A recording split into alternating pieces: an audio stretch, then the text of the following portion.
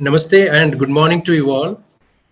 On behalf of AuroBharati Sri Aurobindo Society, I welcome you all for today's celebration of International Museum Day.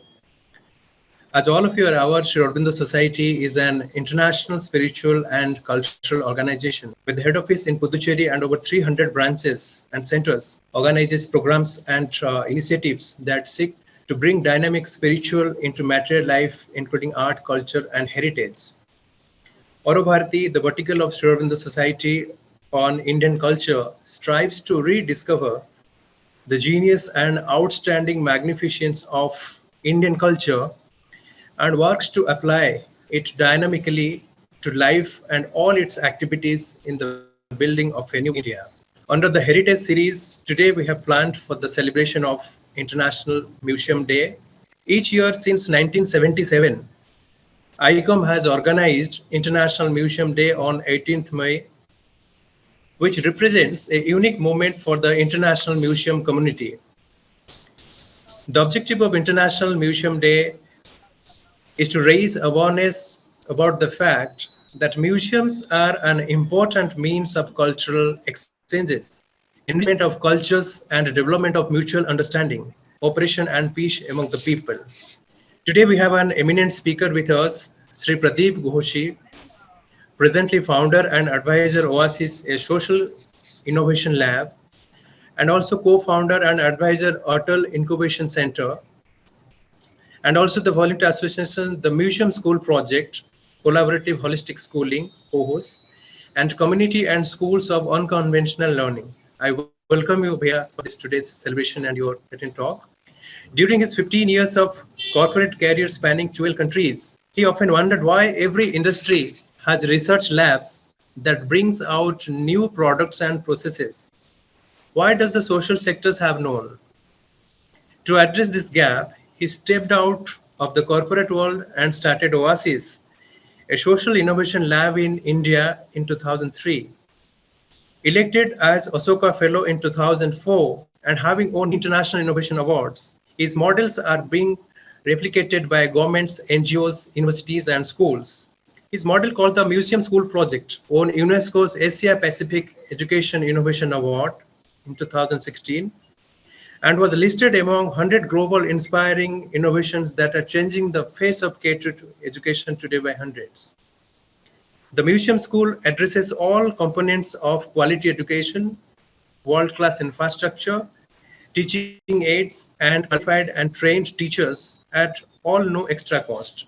While the children are mainstreamed through regular schools and the National Open School for examination and certifications, the objective is to make them self-employable, confident, responsible, and independent in society.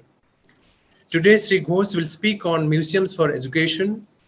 Museums are pathways that take us on a journey from the past to the present and the anticipated future.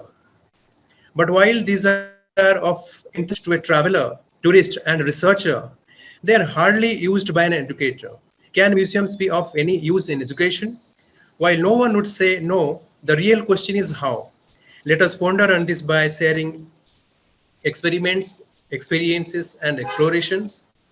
I welcome you, Hoya, for your lecture, and you may please start your proceedings. Thank you. Thank you so much, Kishor Bhai, Charuji, and Sri Aurobindo Society for inviting me to this lecture series. I'm so grateful and honored that on 150th year of Sri Aurobindo and 75th year of our independence, I have got the privilege to express my experience here. So thank you so much for inviting me for this.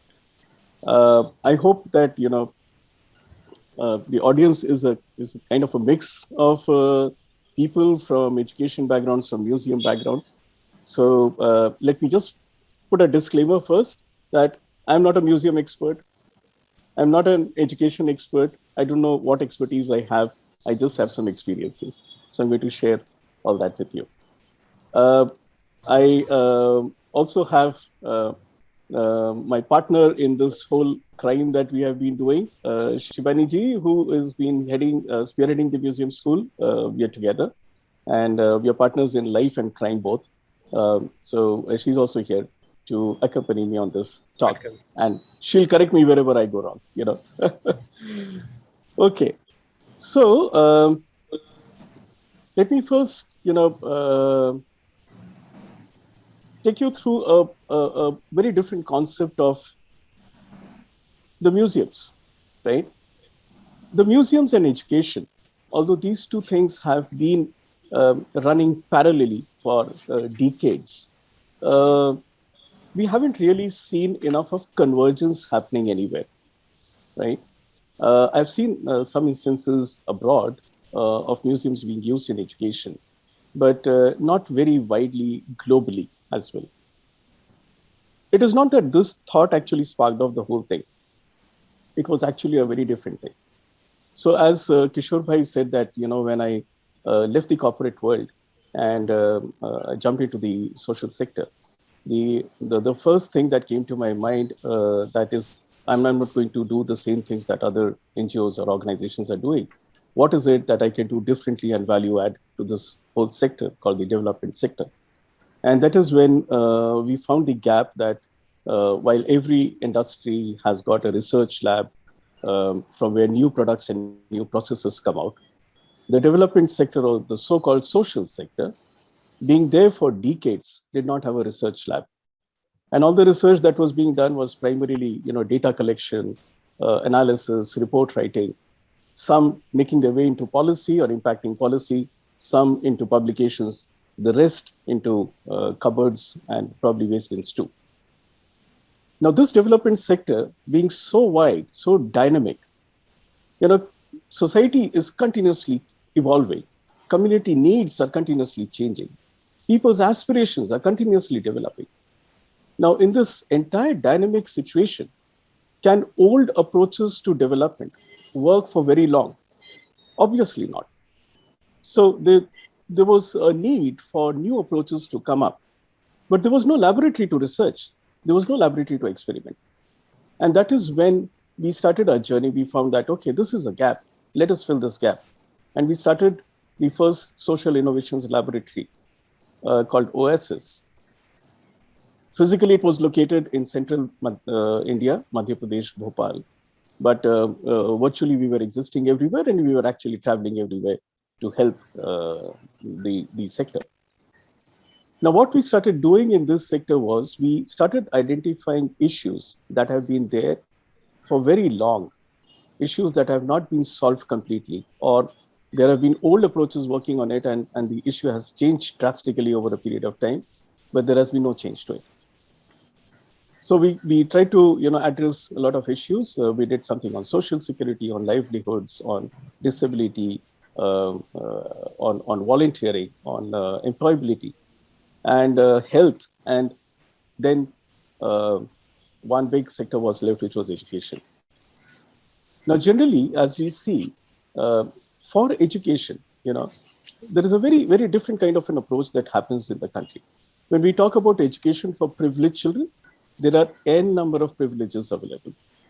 But when we talk about education for underprivileged children, that is when our hands also tighten up, and we start talking about constraints. We start talking about things that are not available to underprivileged children. But in this whole melee, what happens ultimately is, for privileged children, it is knowledge and education that is taken care of. For underprivileged children, we only end up talking about literacy, and we do not go beyond that. So wherever you find initiatives on education for underprivileged children, you will only find, talking about reading, writing, and a basic mathematical skills, not beyond that. So that set us thinking. We said that, are underprivileged children different than privileged children? Obviously not. Then why do we have different approaches to education for them? So that is where our journey began. Now, I would like to, take you through that experience that we went through, and would like to narrate it in the form of a story, if you all wish. But for that, you can actually imagine the story pretty well. If you could close your eyes as I tell you the story, and when I ask you to open your eyes, you can do that. So if you may wish, you can close your eyes. So imagine yourself to be standing on a hot afternoon at a bus stop, waiting for the bus.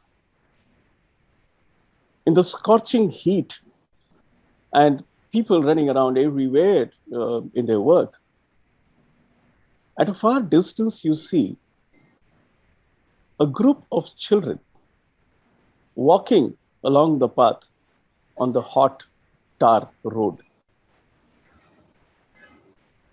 As they come closer, you observe that they are carrying some bags on their back and walking bare feet on the tar road.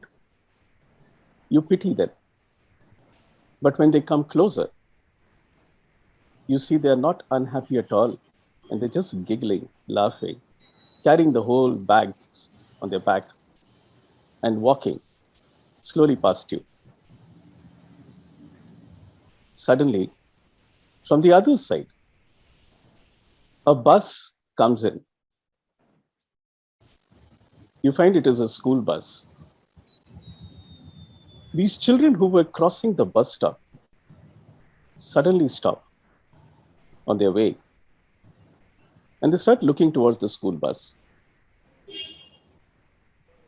As the school bus stops near the bus stop, a group of women suddenly get up from their benches at the bus stop and start walking towards the bus.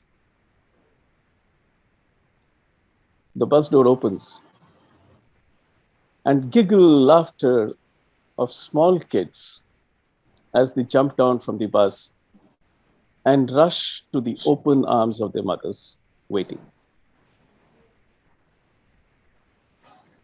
The mothers hug their children, take the bags of their back, and start walking. These children who were walking down bare feet with huge bags on their back, they look at those children and you see a dream in their eyes that probably shows, I wish I could be in that bus too. That sparkle in their eyes, that wish, mellows down as the bus moves away from the bus stop and the mothers take their children led by the hand back home. The children get walking too, with the bags again on their back, walking down the road. But now the giggle is missing, the laughter is missing. Probably they're thinking something. You start following them to see where they're going. And when you reach their habitat, you find suddenly a group of young men emerging out of nowhere, coming and snatching the bags from the back of the children and shoving them away. There are two different kinds of children. And you think, what is this? Why is there such a huge difference? What was the difference between them? As the young men open up the bags, the content spills out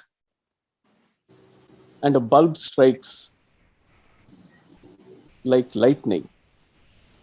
And you realize that the difference is not in the children. Both the children were carrying bags on their back. The difference is actually in the content of the bag. You can open your eyes now. So when this realization comes that the difference is in the content of the bag, this is exactly what we went through. Shibani and I were in a similar situation. But our story didn't end there. We started speaking to the children. And we asked them, why do you do this every day? They said, well, we have to earn it for our family. Our parents send us away early in the morning at around 5:30 a.m. and we come back by close to afternoon. We ask the children, that you saw the children at the bus stop. Did you feel like going like them to a school? They said, yes, but we don't want to go to a school. Now, that was a jolt for us. We said, why don't you want to go to a school? They said, because we don't like the way we are taught there. There's a teacher with a stick in her hand and trying to, force us to memorize stuff that we do not understand. It's a closed room. It's so claustrophobic that we feel stuffing inside. We love this open atmosphere. That's the child. And all of us, we know that, that's the kind of child hidden in all of us as well. We do not like closed rooms. We love to gain knowledge in the open. So we asked the children, one common thing that every adult would ask a child, and we asked the children that, what would you like to become when you grow big, when you grow old? And all the children, they said in resonance that we want to become policemen. Policemen. Now that's something very interesting. Why policemen? Because the police is the one who actually bothers them every day, comes and picks certain people up, accusing them of stealing and whatever crime that they can think of. And there's a kind of an atrocity that happens with them. So they wanted to become policemen and save themselves from these atrocities. So we told the children that if you want to become policemen, you need to study, baby. They said, yes, we understand that, but we cannot study by going to a school. So we asked them, what if the school was not a closed room? What if the teacher did not have a stick in your hand, in her hand? What if you were not forced to rote, learn, or memorize anything? What if you're only asked to play? And the children jumped. They jumped with joy and they said, can you take us to such a school? As adults, we had already made a commitment to the children. The problem was, how do we fulfill this? So the challenge, we had taken upon ourselves the whole challenge, and we found ourselves in that situation where we had to give a solution. The next 6 months to 8 months went on researching different kind of education initiatives that were in the country, all alternate ones, not the mainstream ones. So we went to Shantiniketan, we went to Aurobindo Ashram, Pondicherry, we went to Rishi Valley, we went to a number of alternative education initiatives. And I also chanced to read a volume of books on Japanese system of education. And all these, put together, it gave us so much of enlightenment that the education system that we ourselves had, or we were seeing around us, we felt that was absolutely meaningless. It was worthless. It didn't have any objective either. But with all this revelation, with all this exploration, the problem was, how do we go about it and where? It is obvious that we cannot create a campus like Shantiniketan. We cannot have a campus like Aurobindo Ashram's International Center of Education. How do we do it for children who are underprivileged in their own areas? So back to Bhopal, we started pondering on this issue, both Shivani and I, we thought a lot on this issue. We went around, we took a two-wheeler, our own scooter, we went around to different parks, trying to find a nature-based learning atmosphere like all these alternative initiatives do. But for obvious reasons, we could not find the most amicable place. And in such an exploration, we also ended up in one of the museums. It was a science museum. Now, I was a science student, and I had been visiting the museum earlier, but never went in search of looking something specifically for education of underprivileged children. Now, this was the first time that we were exploring with that kind of a perspective. And I still remember very vividly that there was an exhibit, which was an exhibit of physics, my most favorite subject. But I wanted to understand it from a different perspective. So I called the educator, the education officer there. And I asked him to explain to me this exhibit. What does this exhibit depict? How does it function? What do I understand from this? And I told him, look, I'm not a science student. I failed in science miserably. So please, tell me as if I'm a very naive kid. And trust me, the moment he explained word by word, everything went right through. And that was the time, there was some kind of bulbs that were glowing in my head that, oh my God, this is such a wonderful thing. Coincidentally, Shivani was doing her B.Ed, the Bachelor of Education course at that time. So I just asked her that, do they ever teach you, how to use these exhibits as some kind of teaching aids? She said, no, not the museum, but of course we make our own teaching aids, but we don't use these exhibits. So I said, okay, let us go and talk to the museum director. So we went to the museum director and we asked him that, now it was, I couldn't have just jumped onto the topic with him because I wanted to understand what the museum is for. So I asked him, can you please help me understand what is the mandate of a museum? So he gave me a list of things like preservation, conservation, all these shuns, where at the end, I couldn't understand most of it. At the end of it, he told me, the mandate of the museum is also to make it a learning center. I said, wonderful, I understand that. So what do you do to make it a learning center? He said, well, researchers come in here, they go through all the exhibits, they dig in all the books, and they do their research. University students come here. We also invite school students, they too come here. So I asked him, what do school students do? Do they learn anything? Do they understand anything? He said, we try to, our education officers do try to, but honestly speaking, they just come for a day's visit, and it's too short a time to understand anything from the museum in detail. So they come, they just go around in a queue with the teachers leading them, and then they go out, have their tiffin boxes, open it up, eat, and then go back. That's it. And this they do twice a year or thrice a year max. I said, well, if you're welcoming children, can I bring children every day? He said, of course, you're most welcome. The moment he said that, I said, fantastic, a deal is done. So we signed a collaboration, we entered into a collaboration with that museum, and he was happy to agree to it. The only thing he said that since when we told him that we are bringing, underprivileged children, rag picker children, he said, please take care that the exhibits are not spoiled. He said, that's our guarantee. We entered into the collaboration. With that letter, I went to other museums and told them, look, we are starting an initiative. This museum has come into a collaboration. Would you be interested to? Obviously, they did not say no. And that's how we entered into a collaboration with the museums. And we said, let's start it off. Now, the challenges were, much more. Let me just go back a bit behind and tell you that in this whole journey, what is it that actually led us to the museums? It was just not, replicating Shantiniketan or Aurobindo Center of Education or some other model. It was not just replicating that, but we focus on the quality of education. We said that the disparity is not in education among children. The disparity is in the quality of education.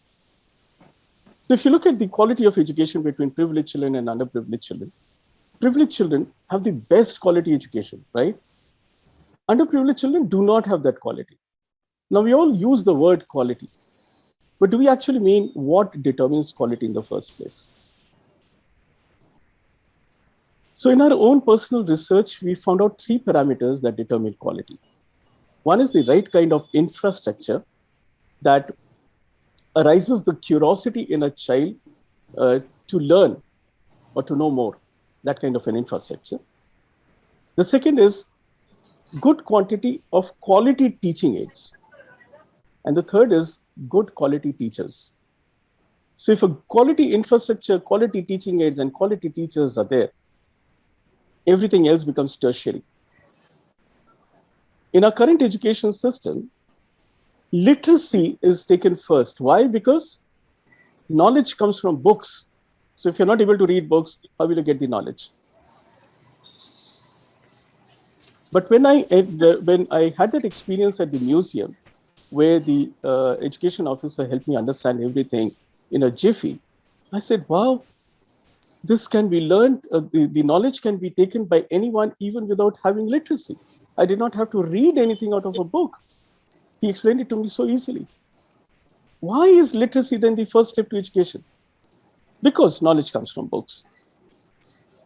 But if knowledge comes without books, then both knowledge and literacy can happen together. So coming back to the quality parameters, if I get these three things in place, quality infrastructure, quality teaching, and quality teachers, then literacy and knowledge can happen together, and everyone can get the same quality education, irrespective of their financial ability. Now, what happened at the museum was we got an infrastructure, the most beautiful one, much better than any school, right? The next challenge was the teaching aids. Now, the museum has got a lot of exhibits, plenty of exhibits, different addressing different topics of particular subject. But then these exhibits also need to be matched to the curriculum. How do we do that? So we engaged a group of volunteers from colleges, and we said, look, you guys have already crossed school, and you have the knowledge of how to identify an exhibit and find out the related topic to it. So we took them, we trained them a bit, and then sent them to the museums. And they did a whole mapping for us. At the end of that mapping, we knew which exhibit could be used to teach which topic of which subject of which class. Now, having the exhibits mapped, we had the teaching aids in front of us. But the biggest problem was now the quality teachers. Now, if you see, quality infrastructure, quality teaching aids, quality teachers all come at a cost, at a huge cost. And probably that is the reason why the children who can afford or from well-to-do families can get that quality education. Those who cannot, they do not. How do we get these quality teachers? So we started searching. We said, we will not take existing teachers because they cannot teach unconventionally. So we cannot, at times, helping someone unlearn something is more difficult than helping someone learn. So unlearning is definitely more difficult than learning. We said, we'll not waste time on unlearning. Let's take fresh people. But how can we determine that they can be the best unconventional educators? And in this whole search, at times it is said that आप जो पूरे विश्व में ढूंढते हैं वो आपके नाक के नीचे रहता है. This is so close to you. And we found that the subject experts of any subject were sitting right there in the museum as museum staff, because they were selected on the basis of that. And we were not able to see that. We said, fantastic. So you guys are already there. Your teachers are already there. What do we need to do now? We just needed someone to get trained from them. So we got in, educated girls from the same community from where the children were coming. So if it was a rag pickers community, there were other slum communities closer to it, where there were educated girls who were graduates, some even postgraduates as well. So we took them in, and we said that, we'll train you as teachers. And we got them trained by the museum staff as teachers. But at the end of it, what we have was we got an infrastructure which very few schools in the world could match the infrastructure of the museum. We had teaching aids, which no school in the world can ever match. And we had quality teachers. Everyone says that these three things come at a cost. Now, where was the cost? Museums have been there for decades. Government setups, private setups, they have been there. Exhibits have been there for decades. And teachers have been there. You just need to train them. That's a little bit of cost. So we started, we were so excited that, oh my God, we got all the three things together, that we selected a date of when to start. And obviously, any education initiative, when it is different, starts on one particular day in India, and that is 5th of September, Teachers' Day. We did that too. 5th of September, Teachers' Day, that is when the first museum school started in India. I won't tell you the year right now because that will come later. This was India's first museum school. And why museum school? Because the school was in a museum. And the school was not in one museum, but it was in multiple museums. The first day the children, when they came, they were only excited to get into a bus and go to some place that they had not seen in their life. So the children were only coming to move around. And we never told them that we are going to educate them. Never. They came the first day, the second day, the third day, the fourth day, and they kept on coming. 2 hours every day, 6 days a week, 11 months a year. It has been only 17 years till now. That's the journey the museum school had. And the children did not miss a day. These were the same children who were forced to go into regular schools, who used to run away from their schools back home. Today or now, were running away from their home to come to school. Why? Because they were forced to sit at home to manage their siblings, the younger ones. So at times it happened that they used to carry the siblings along with them so that they do not miss a day of school. So when the child comes to you on his own, on its own, half the battle is won in education. Till now, in 17 years, we have never had to tell the parents of the children to send their children to school. Never. Because the children were so excited. Now, when they came to the museum school, you would think that, well, the moment you open up books, the moment you start teaching them, they would again run away. But we never taught them. We helped them learn. Learn by using their own existing qualities. What were these qualities? If you look at children from underprivileged communities, starting with rack pickers, whom we started with, you see they have wonderful observation skills. A rack picker child would know more than you what lies in your backyard, right? Because the rack picker child is always looking for rags.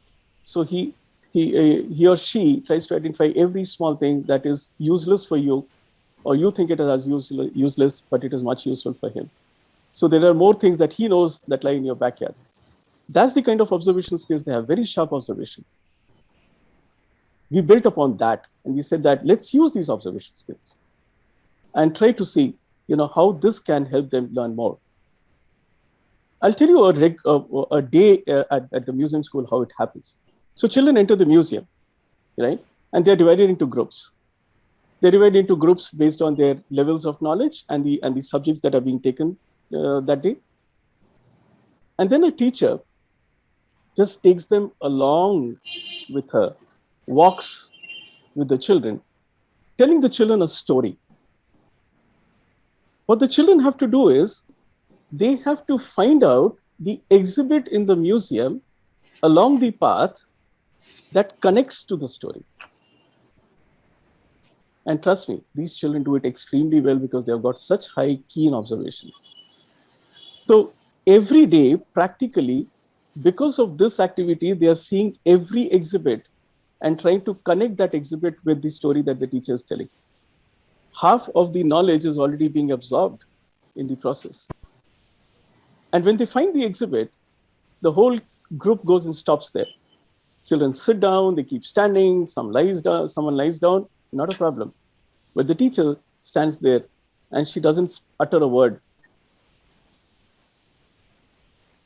She doesn't have books in her hand. She doesn't have anything, no notebooks, no books. The children don't have books either. And the teacher is quiet. It is just opposite to what happens in contemporary education, right? The moment teacher enters, she starts speaking. The children are quiet. Now here, the teacher is quiet because the teacher is only supposed to answer the questions that the children ask. So until unless the child asks a question, the teacher doesn't respond at all. The objective is to make the child realize that it is you who have to extract the knowledge out of the teacher. It is not the responsibility of the teacher to give you the entire knowledge, half of which you don't understand. No, you have to extract that knowledge. So ask questions. And now that the children know the whole process, even before the teacher reaches there, the set of questions are ready. And the children, keep on asking continuously. At times, the teacher finds it very difficult to answer. But that's always there because our knowledge is also limited. So the museum educators come in, they help. And, there's such a supportive environment that learning happens on the go. And the children don't even realize that they are being educated.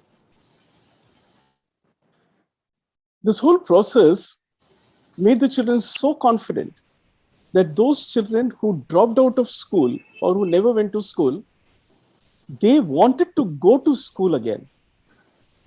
Because now they had knowledge which was more than their own peer group of children who were going to the regular schools. And they wanted to show off that knowledge. So we mainstreamed them with the regular schools. And they go to the regular school as well. They come to us in the afternoon, after the schools are over. And this process has been going on for this long time. Right from their behavioral change to academics, to physical education, to everything, even up to the vocational skills, we have been able to address the entire spectrum through the curriculum that we had developed out of our learnings from the whole research of alternative initiatives. And today the children are they're going into higher education. They're well placed. They're working with organizations like Tata Consultancy Services. They've gone into journalism, fashion designing, X number of things. Many of them have joined back as teachers as well. It's a whole cycle that we have completed. But coming back to the museum thing, this whole process, what we observed was that every city that has a lot of underprivileged children who are deprived of quality education, every such city also has a lot of museums. Every museum is subject focused or it has subject focused galleries. And every gallery or museum has exhibits for all ages, from a small child to an adult.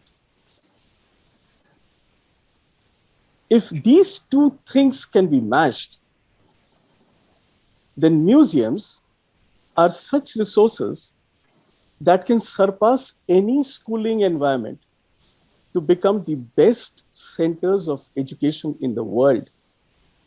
And it is not me who's saying that. Monica Montgomery, people like even Dr. Humayun Kabir, who was the third education minister of India, even he has said that museums are centers of education and they should actually be integrated with the whole education system. So people have already said it. The problem is how many have done it and how. Because the question was not that museum is center of education or not, but the question was, how do we use museums as education centers? So in this whole period that we went through, we also learned a lot, and we realized that there cannot be a better center of education than a museum. That's the best. In a world where we have, correct me if I'm wrong, 104,000 museums all around the world, and also heritage sites. Just imagine the plethora of knowledge that already exists about the past of every country, every region, every community, every religion, the present that it depicts, and the anticipated future that it shows. Can a school ever match this kind of a plethora of knowledge? It cannot. Museums are always welcoming to use their infrastructure as centers of education. It is just that people have to reach them, have to share with them, suggest them a proper kind of a proposal that also makes them feel that they can really contribute in a big way. Today, the museum school goes in the annual report of every museum that is collaborating with us. And they claim it to be their initiative. We are so happy about it that gives them the ownership of the museum school concept. It is they who have to own. We are just facilitators who are facilitating, who are acting as a bridge between the underprivileged children and the museums that are existing. We are just acting as a bridge to connect the two. Both of them need to own it up. So on one hand, we have the museums who are owning the museum school as well. And on the other hand, we have teachers from the same community from where the children come, owning up the whole museum school. We have just acted as a bridge. We have connected the two. That's been our journey in this whole process. One last thing that I would like to mention. When we went for the UNESCO award to China, I still remember the APEID, or the education head at UNESCO China. That gentleman, when he was speaking on the stage and he was talking about us, he said that museums have existed for decades in China as well. Why didn't we think of this before? Well, he just smiled. He didn't want to say that we did anything too different or completely out of the world. We just saw it in a different way, and that helped us use the museums as centers of education, and that's the museum school. So that's all from me. I think I'm dot on time, 11:47. Kishor bhai, you gave me 40 minutes, and I use exactly that time. I'll be open to any questions that you might have.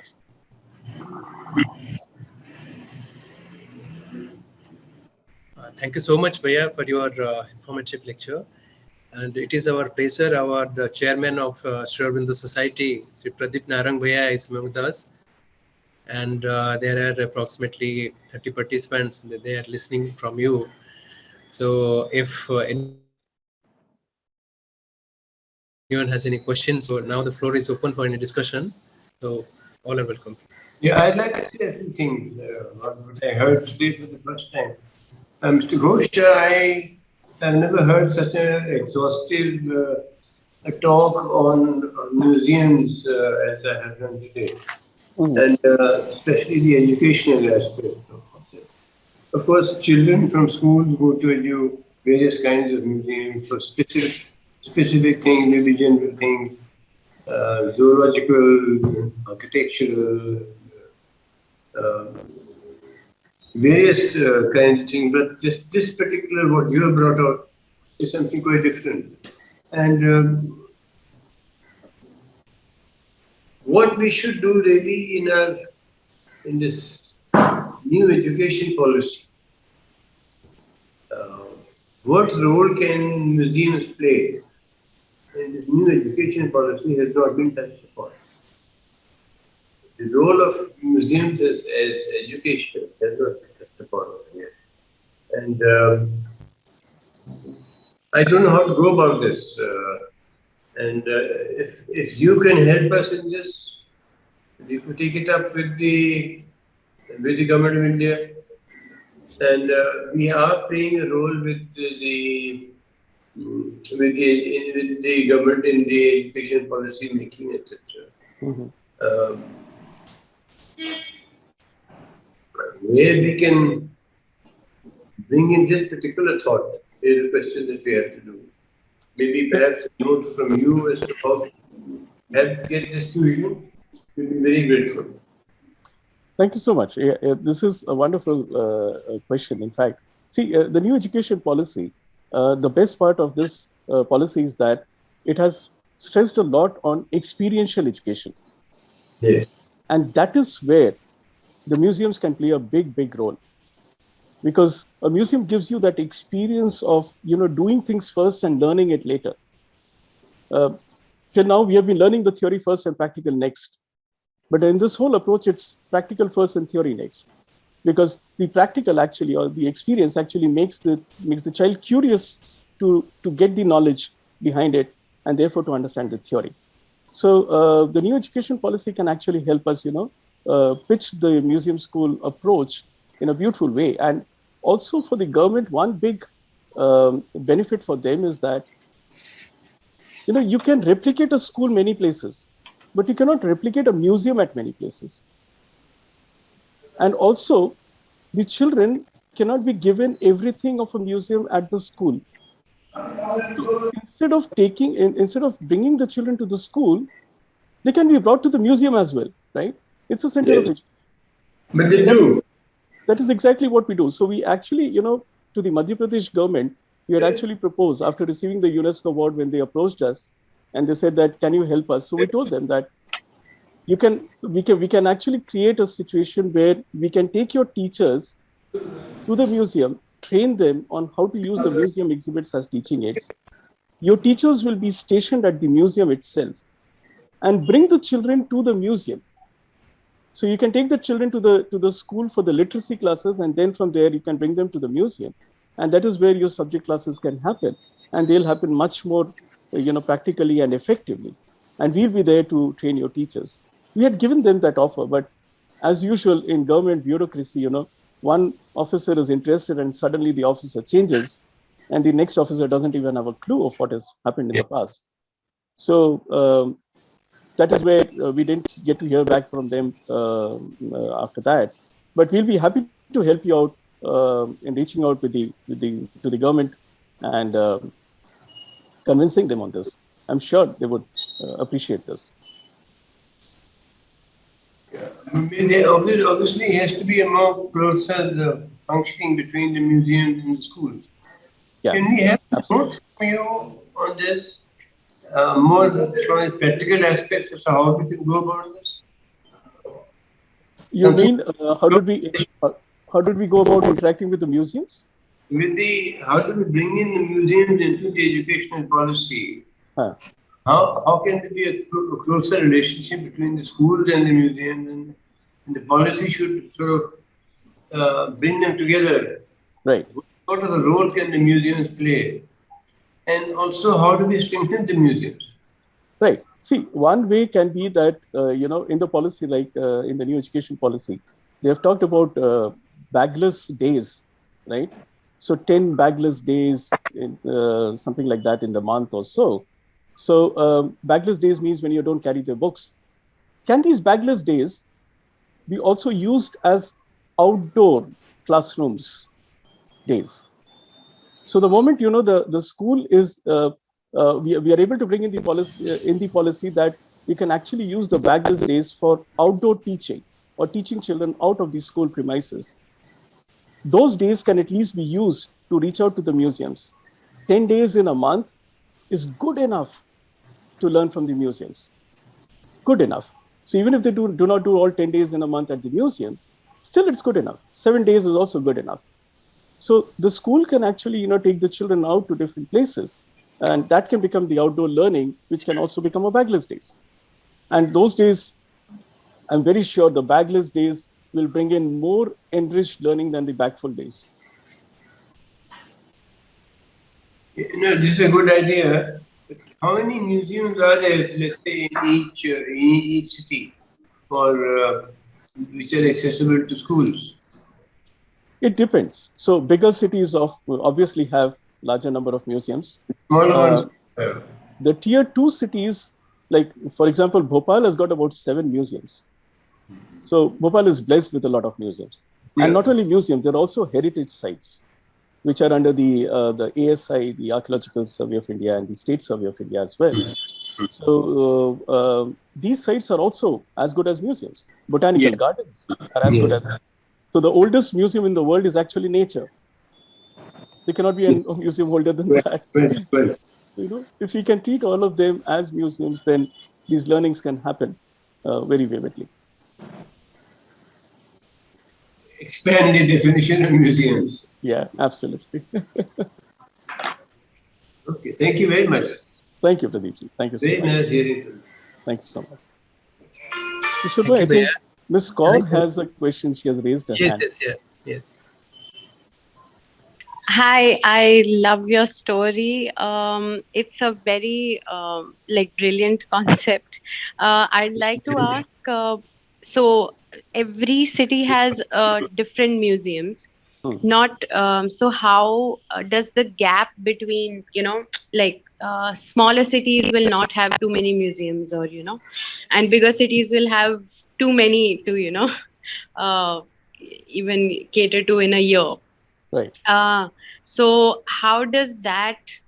So there'll be a gap between city schools and city museum schools and small town museum schools. Right. How does that? How can that be bridged? Mhm.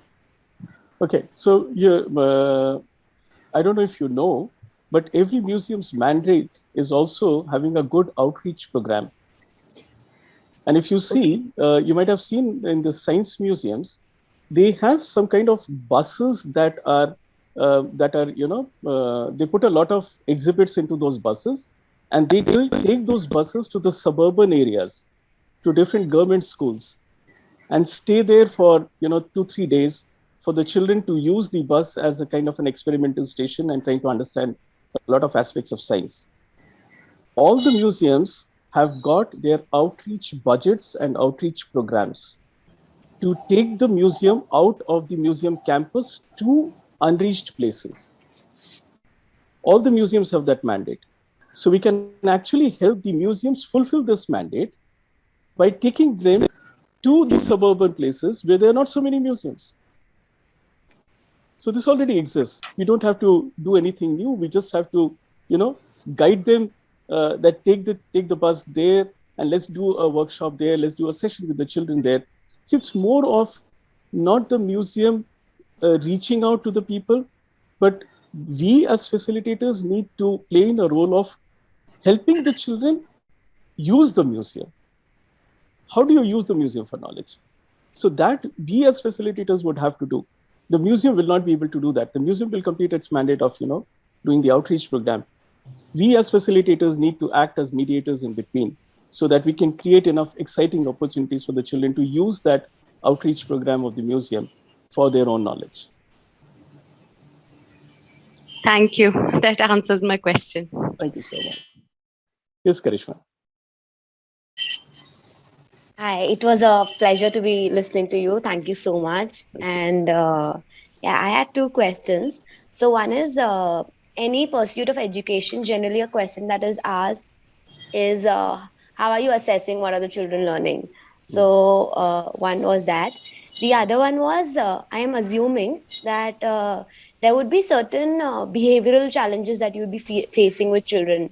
And then so I understand the skill development part of it and how that learning would have been happening. But what was your way of dealing with the other challenges? And how did you really go about training other teachers as to how they should deal with those aspects in a healthy way? Yeah, these two Okay, questions. wonderful. I'll answer your second question first. Behavioral aspects, right? Now, normally when you work with underprivileged children, especially coming from slums, um, their language is punctuated with a lot of both good and bad words. There are more bad than good, right? Not the fault of the children, because that is the language they get to hear, or that vocabulary they get to hear all around them. Now, if someone tells the child that this is a bad word, don't use it, does the child ever get to know what to use instead of that? No, you're only telling the child don't use it, but use what? So there's no alternate to that word, right? We don't give him a thesaurus.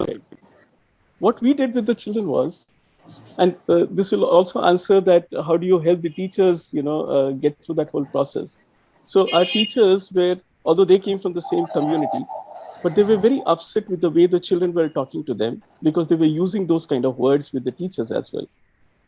We just told the teachers, listen, the only thing that you have to do is hold yourself back, do not react, and talk very lovingly to the children. Don't let the children feel that they are uttering something very bad.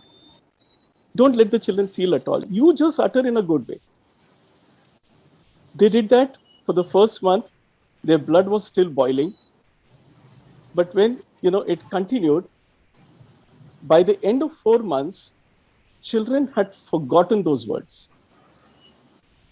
The reason was every child appreciates a good word and its speaking tonality and does not like the bad tonality and the bad word.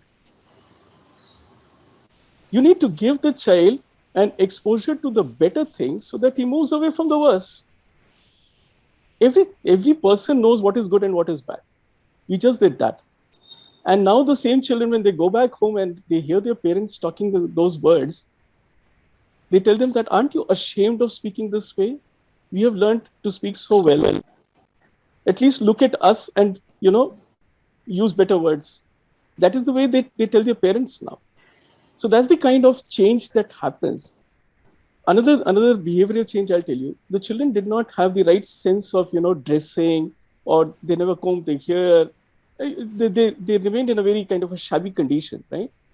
But when we started bringing them to the museums, that is when they got to see people who were well-dressed, well-behaved, spoke well, behaved well. And over a period of time, they just imitated that. So behavioral change can never happen in a forced manner. It can only happen when you give them an exposure and experience of something better than what we currently have, right? Another very good example I'll give, I'll be very quick because there are other people also to ask questions. See, normally working children who are working at different places, for example, cleaning dishes in hotels and other things, we never told any child that what you're doing is very mean and it should, it's child labor or anything like that. We never told the children. We never asked them to come out of work. We gave them skills that they found were much better than what they were doing. And that took them out of job automatically. So now none of the children are washing any dishes in any hotels. They're not. They're creating handicrafts. So, that's the kind of, you don't need to forcibly tell anyone that this is bad. You just need to expose them to the better, to the good, and things happen. On the assessment front, every child fears examination.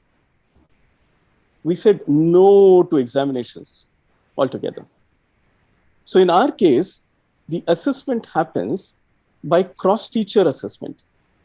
So for example, I'll take the names of 2 people here who are on camera so that it's easier for me. So if Charu is, teaching one group of children and Karishma is teaching another group of children, every month, Charu would go for 2-3 days to Karishma's group and Karishma would go to Charu's group.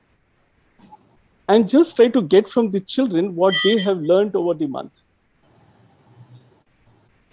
All that the children can recall in that spur of the moment is their understanding and their retention. And there are no comparisons, no grades. Because how this assessment helps, we do not inform the children what has been their assessment, but we inform, the teacher informs each other. So Karishma tells Charu, look, this child seemed to be weak in this area. So helping her focus on that aspect of the child, which she has found weak in that child. So it is helping the teachers to develop every child at the same level, up to the same level. It is not the assessment of the children or any kind of examinations. That's how we do our assessments. I hope I've answered your questions. Hi, thank you, Mr. Ghosh. That was very inspiring. I'm with Sri Aurobindo Society. We work on a program called Swarnam Puducherry. And we were trying to slightly go the opposite direction, that is build infrastructure within schools, which could serve as kind of a demonstration of best practices in the form of environmental initiatives within the school. And another program we're trying is One School, One Pond, where we take students to a pond, as you said, the nature as the first museum. Right. Now, as you can imagine, both of these, we face some hurdles. One is that taking children out to non-curated, non-supervised, so-called non-supervised spaces like just a public pond, a lot of immediate dangers are forecast and blocked. We have very few museums in Pondicherry to begin with, very quickly. Very small museum where even 10 kids, if they enter, I think this museum staff will go crazy.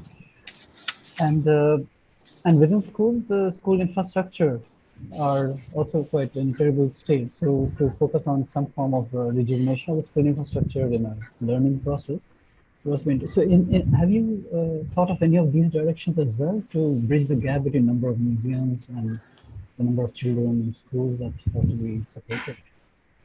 See, actually, the good part of the museum-based learning is that it doesn't take as long as a classroom-based teaching to help the children learn the same thing. They learn it at a much shorter time.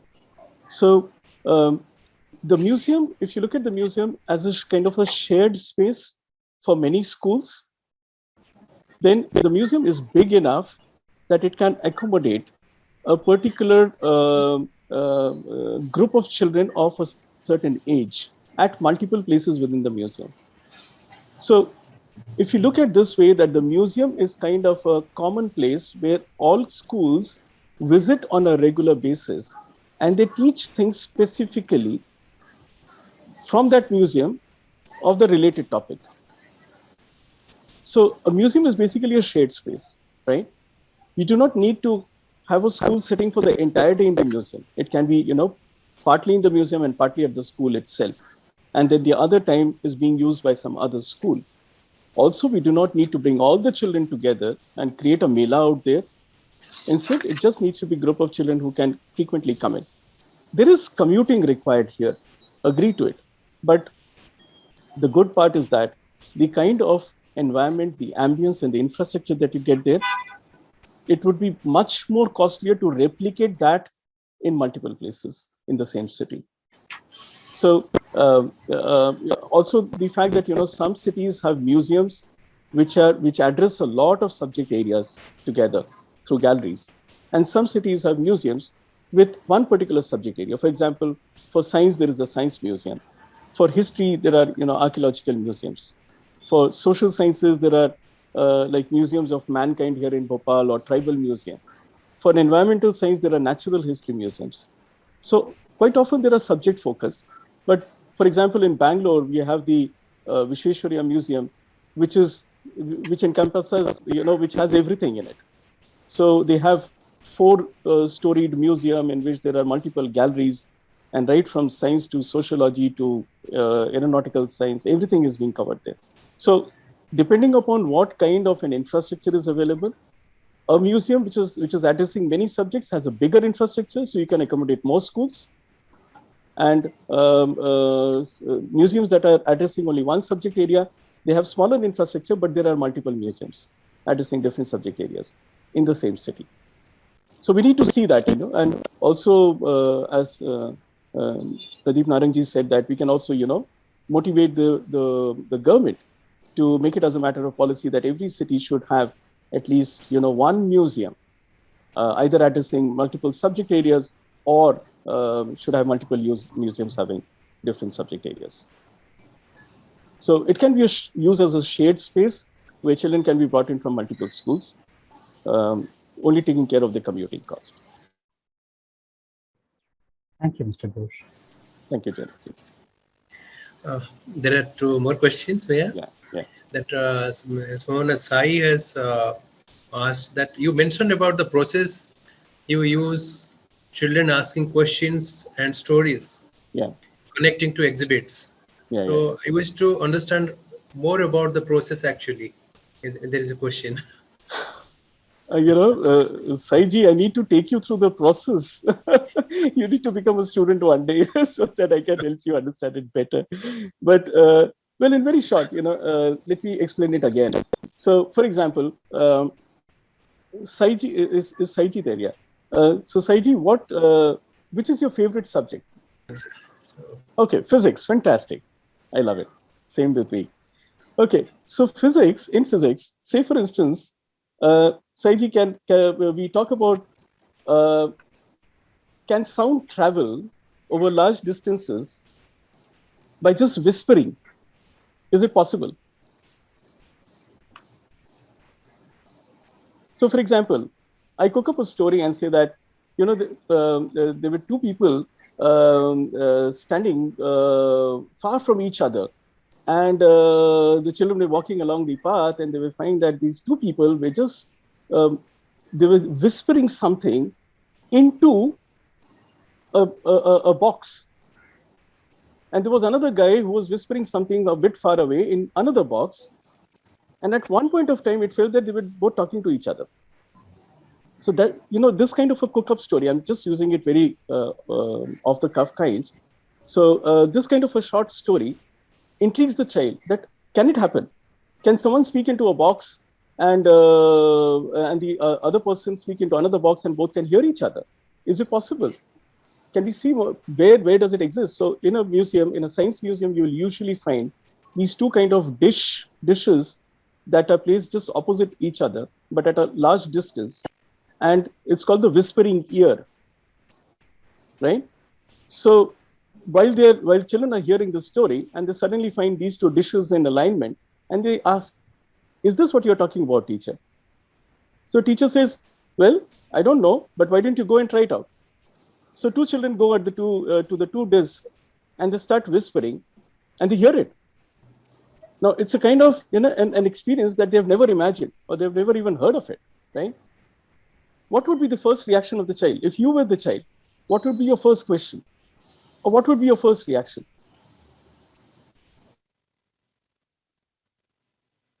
Aha, okay. So, aha. And then, but how did this happen, right? Wouldn't that be your first question? How did this happen? Now, if you're a regular child in a mainstream school, you would never ask that question, because you would always wait for the teacher to tell you how it happened. And the teacher would bring you back and then explain to you, through a blackboard and all that stuff. But here, you as a child would immediately ask this question, how did this happen? Tell me right away. That's the inquisitiveness of a child. And the teacher is then forced to answer. And then the question doesn't stop there, because the other children are also there to counter question, and the question continues. So the questioning continues till the teacher has finished her entire stock of knowledge, or the children are satisfied. Either of it happens. So if the teacher has finished her stock, then we have the museum educators to help fill her stock again. But if the children are satisfied, the teacher is successful. So that's a very small example of how we do it. I hope I've answered your question, sir. I think Jayant here again wants to ask one question. Jayant Ganguly ji. Yes, Jayant. I'm sorry, I did not ask. Actually, okay. I do have many questions, but I think somebody else might be wanting. I don't know that. I think there is another question from one of our participants, Ritu. Mm-hmm. She's asking that how we can use museums for teaching the concept of mathematics. Please name some of the museums that can be used. Okay, this is a wonderful question. See, museums, although let me admit that there is no museum of mathematics in the country. I've seen one museum of mathematics in New York, but not in India. But very simple things, very simple things, to the extent that you just need to, help the museums also understand that they can make a better use of their space. If you've seen, museums have got an entrance door, right? A swinging door, for example, right? Now, swinging door at different point of time creates different angles, right? If you're aware about this organization called, I'm forgetting the name, Balvikas or something like, I don't remember. A couple who are basically architects, they are helping create schools where the infrastructure can be used to teach. So they use this method of using the doors to create different angles. So you open up the door this much, what angle is this? And then you open it up furthermore, what angle is this? So geometry can be taught through that very easily. Also the numbers game, tables, can be very easily taught by using stairs of the museums. So, multiplication or addition, subtractions can be very well be done by using the stairs. So there are a lot of ways that the museums can also be, used to, or they can also be motivated to kind of paint their infrastructure at certain places in a manner where mathematics can be enabled automatically. And mathematics is nothing but, it's basically measurements, right? Or numbers. It's a numbers game. So numbers can be placed in different ways in a museum to make it more attractive. If you have seen the kids zone in the museums, there is one particular zone which is maybe kind of a tiny tots zone. The kids zone have got a lot of numbers to play around, especially dices and those kind of things. So, for example, I saw the children are shown a video of a lot of birds, and they have to identify the birds that they have seen through the pictures and how many birds did they see. So children who do not have the idea of numbers, they can always, the dices can be used to show them the picture of that bird, and on the back of the dice, they can be the number of the birds that were there in the pictures. So multiple creative ways can be used to do all this to make museums also mathematics friendly, which you all know better than me. I hope I've answered your question, Ritu. There is one output related to the same question: how to set up a mathematics museum, and what would be your guidelines for that? Ritu is asking the question. I would be happy to, come and work with you on that, because it's such a creative field that, and trust me, to create this kind of a museum of mathematics, you don't need to be a museum expert. You actually need to become a child again. And you'll find out the ways. Of course, I will too with you, but I'll be happy to help you out. Yeah, of course. Love to collaborate. We work in collaboration everywhere. So I think, is there any other questions from any of the participants? I think no. I think Jayantaji had a lot of questions. If you have time, we can. Yeah. The last question. Jayant Ganguly. Okay, so one question could be that you give an example with the rat pickers, and obviously that is like one extreme of our society, and a lot of moral, social issues. A mirror is being pointed at the rest of society when you touch upon that group of people. So many such issues, museums typically they are kind of neutral, generally in India at least, because things can be politically colored easily or it may not go along with align with the government's theme or model operations. So do you ever face these issues where certain activist components come up in a museum? The rat picker sees understand what is inequality in a museum and it gets inspired to do something, or sees what the nationalist freedom struggle was like and matches their problems with some sort of exploitation regime. Did this kind of reactions ever come up? You're primarily asking about the inequality that exists in the museums also, their attitude with different groups of people and children, right? Yes, that is one of the obvious examples because you chose rat pickers initially. But the museum could come up with a wide range of social issues which are which people can question and ask. And probably that's the purpose of the museum. The Museum of Freedom Struggle, people will not just be nostalgic about it, but they will try to correlate with current systems of governance, for example. Absolutely, absolutely. So, for example, these archaeological museums, or not the archaeological museums, I would say the museums that basically depict the history of the freedom struggle and all that. They when we conduct the classes there, we do touch a lot of these issues about inequality and how it was addressed. So during the freedom struggle time, when people from all walks of life came together, we do address those kind of sociological issues.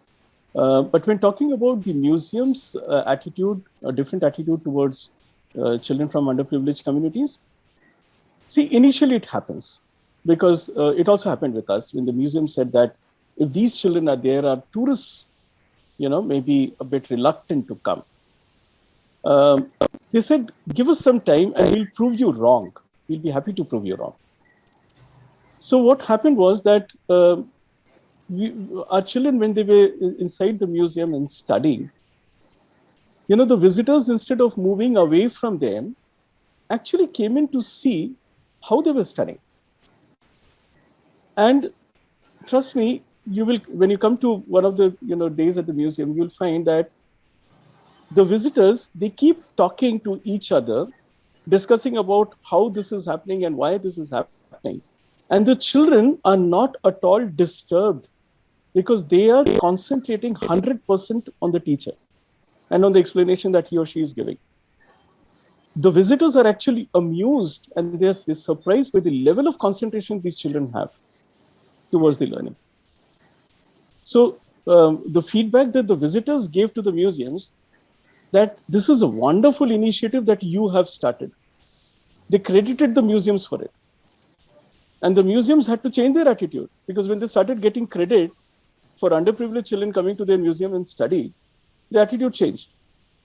So the best part is that, when we talk to the visitors also come and ask us that, are you the one who is organizing this? So the whole story of how did you come up with it and all that stuff. So when we also talk to the visitors and we tell them that it is the museums who have actually helped us do this. So we give all credit to the museums. And that is how the visitors take the feedback to the museum saying that, oh, you've done a fantastic job. So, the museums feel very happy about it, that, okay, this is something that we are trying to do. And we should actually, enhance this more. So all these museums have given better feedback, and also they have helped other museums also get in contact with us. So, for example, when I went to Delhi to talk to the museums, I spoke to about 7 museums, and all of them said that we had already heard about this initiative from the other museums in Bhopal. And they gave us a welcoming kind of a gesture. And they said, whenever you wish to start, please do start here. We actually ended up collaborating with 5 museums in Delhi. And this was replicated at the National Museum of Natural History. It went on for about 2 years. It went on for about 2.5 years at the Worli Museum in Mumbai, Worli Science Center in Mumbai, and also Vishweshwarya Museum in Bangalore. So it happened in these museums as well. And, that is how their attitude changed toward these children, and they started welcoming these children. Of course, with a group of people as facilitators. I hope I've answered. Yes, that's an amazing example where institutions can change. Yeah. You just share the credits and they change automatically. Mekla and RP.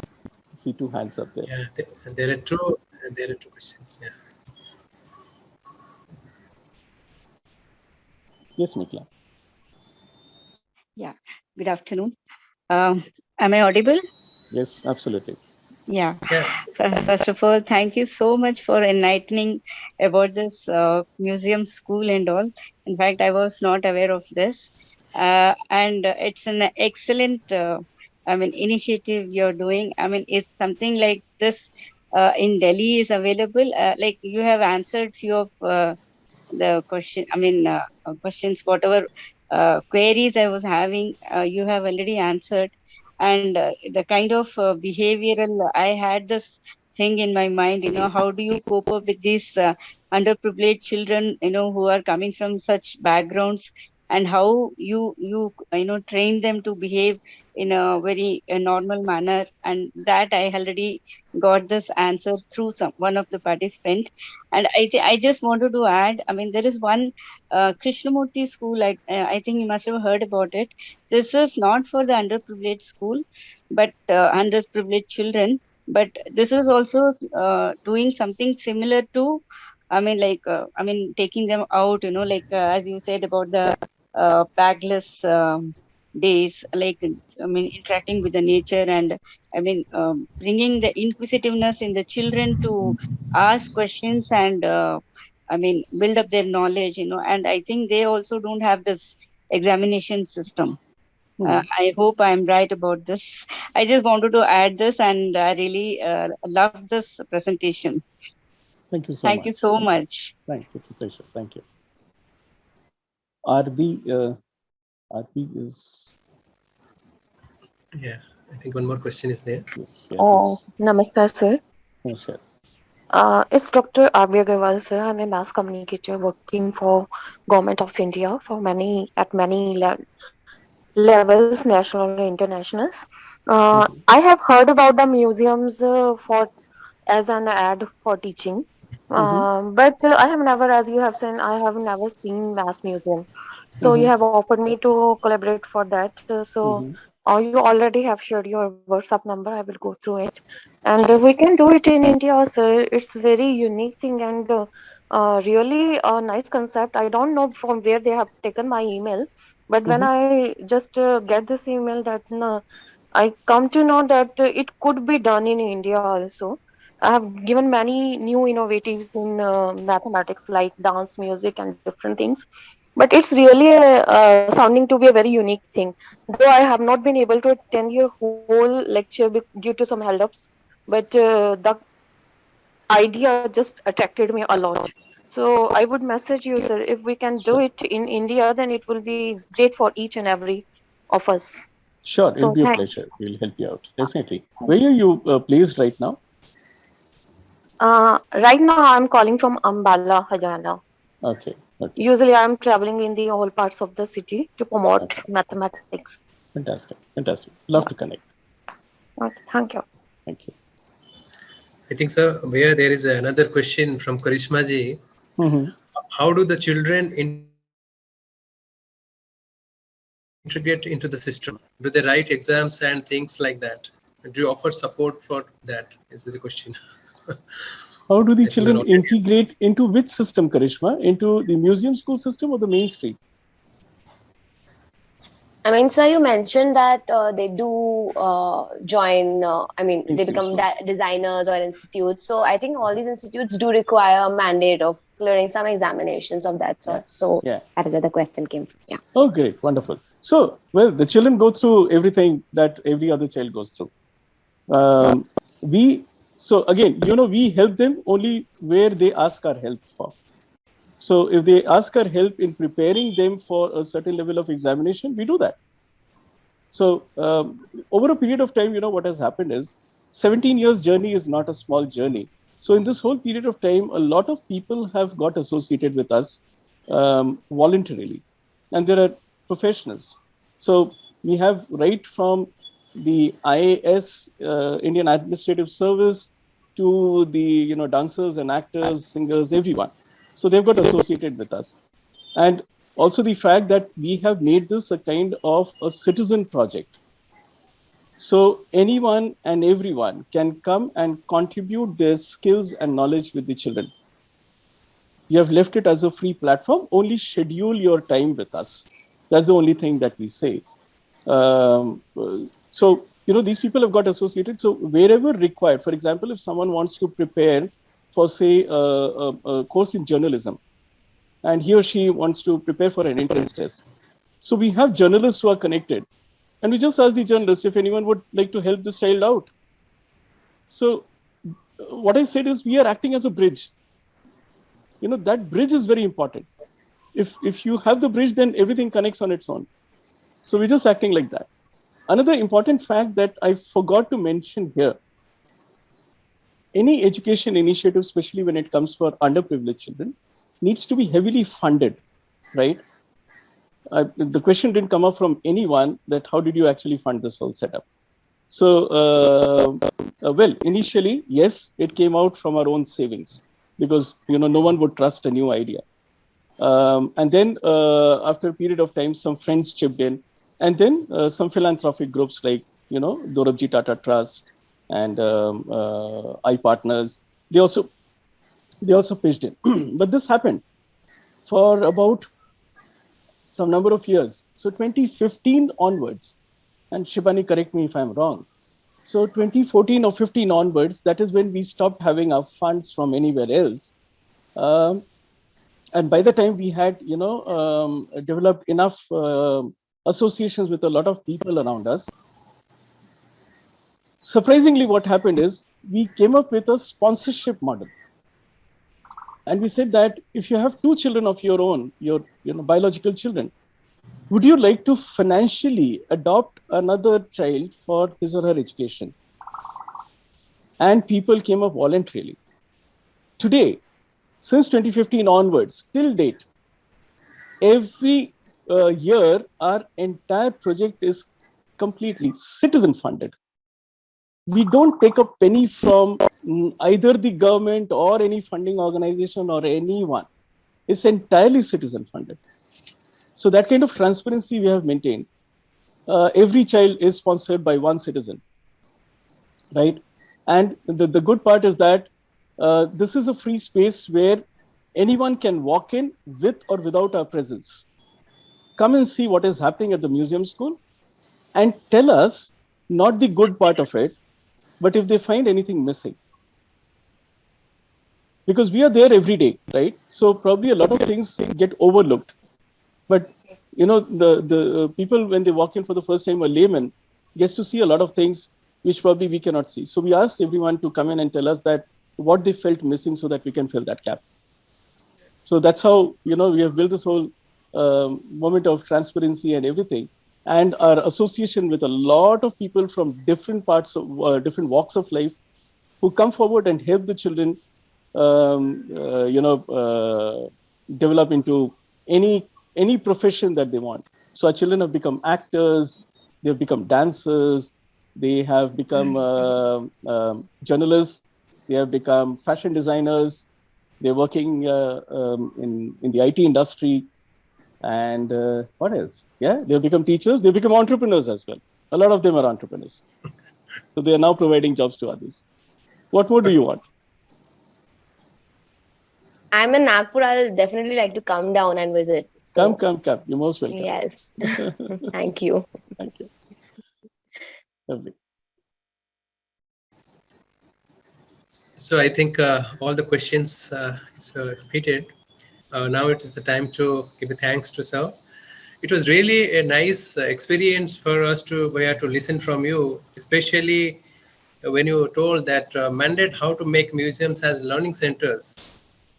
So in Indian tradition, we have seen whatever concepts were developed, like the educational institutions as at the temple of learning, like the Guru Shishya Parampara, which has continued from the ancient times. And 3 pillars which you told, that quality of education, quality of infrastructure, the teaching, and the teachers. These are the really 3 important pillars to impart the systems. And how to connect with the students' behavioral changes and the entire spectrum and the whole research, especially the bagless days to the bagful days to the bagless days. This is really everyone we have overcome through this. And how your lecture was really very informative. And while working with the Ministry of Culture, Government of India, about 12 years at Delhi, we had the opportunity to interact with several museums and involved in some of the museum projects. And this is really, we can do a lot of things. And the AuroBharati, the Sri Aurobindo Society's vertical on Indian culture, we are planning to start these initiatives on museums and heritage series. And we hope your dynamic guidance and the interested participants, if they can collaborate, we can promote this system in this land and collaborate with institutions. So I request the scholars and the institutions to join us. And this was really today a very auspicious day, because in the museum day is being celebrated in all over the world. So this is really a festive celebration. The kind of, when we talk about the learning centers or the temple of learning, we can realize like 37 participants joined here. And similarly, like somewhere 50, 100, thousands of people celebrating. This is really a festive celebration, and it's an auspicious moment for us. And with the blessings of the Divine Mother, this was really a starting, and we will do beautiful things. And on behalf of AuroBharati, Sri Aurobindo Society, Puducherry, first of all, I would like to convey our sincere thanks to Pradeep Bhai for sharing his valuable time and sharing his lections. And also to the participants who joined, spared their valuable time to join with us. This was really a great moment for us. And the lecture will be, the recorded version will be uploaded on the Sri Aurobindo Society's website. And thank you so much. Thanks so much. Thank you so much, Kishor Bhai. Thank you so much, Charuji, for inviting me to this. And thank you so much, everyone who had participated. I was so happy to hear all the questions. And hopefully, I've been able to answer all of them to everyone's satisfaction. But I'm available. My contact details are also there in the chat box. So whenever and wherever you feel, please feel free to contact me. I'll be very happy to help. And thank you so much for inviting me to this session. Thank you. It's a pleasure. God bless you all. Thank you.